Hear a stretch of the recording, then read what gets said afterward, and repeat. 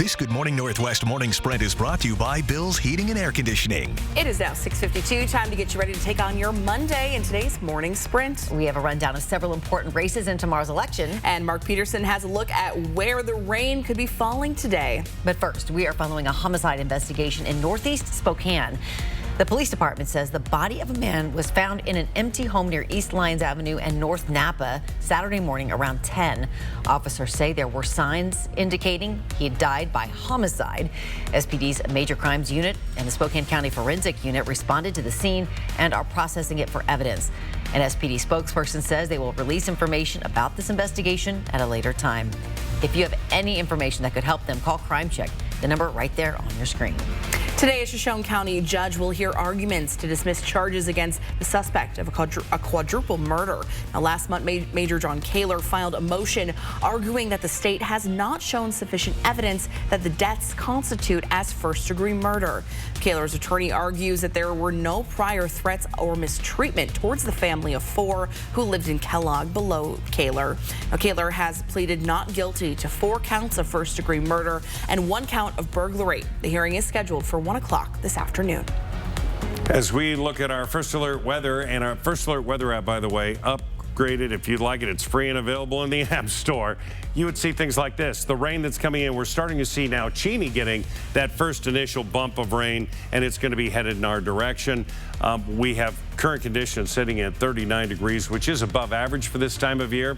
Over the next 12 hours, yeah, we're going to see a pretty good chance of rain, light at times, and a high today of 50.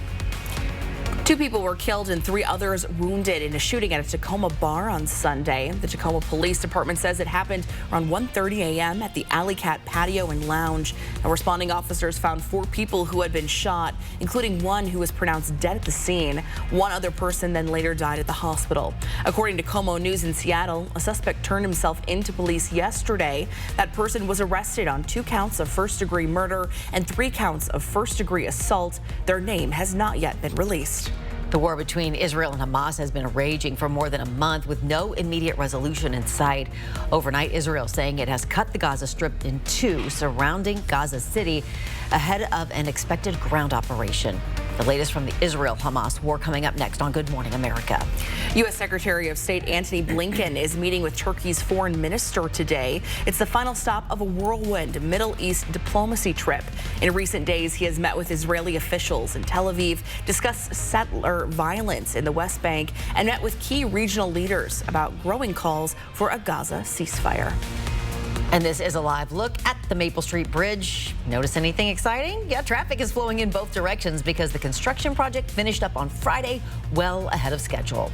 Looking ahead to tonight, Spokane City Council will vote on an ordinance that could cost you some money.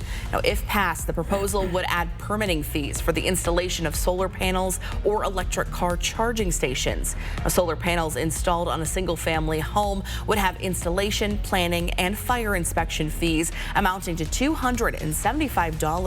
Mayor Nadine Woodward has pointed to reinstating this cost as an effort to offset the $20 million shortfall in the city's budget. City Council will be voting on this later tonight. Tomorrow is Election Day in Spokane County. You will find Measure 1 on your ballot. It's a proposed sales tax increase that would help fund a new jail along with other criminal justice projects. If approved, the sales tax would increase by 0.2%. That's 2 cents for every $10 spent. Spokane voters are also being asked if they want to ban camping near schools, parks, or playgrounds. Spokane police say if Proposition 1 passes, they can't respond to these calls as often as they'd like. Many of these will likely end up going to the homeless outreach team as well. So the short version is we will plug them into the queue based on the priority of the call and what else is occurring within the city. The department says officers are busy and violent crimes take up the top priority. The department is currently short about a dozen officers. And you'll need to get your November ballot to a drop box before 8 o'clock tomorrow night. You can find ballot breakdowns or more general election information on our website, kxly.com/forthepeople. Coats for Kids distribution begins today in Spokane. Today you can go to the Northeast Community Center on North Cook or Mission Community Outreach on East Mission. And in Coeur d'Alene, you can still go to the Furniture Direct Store building at 6055 North Government Way today and tomorrow. There's more locations opening up in the next coming days, and we have all those listed on our website, kxly.com/coats for kids. And we'll be right back after the break.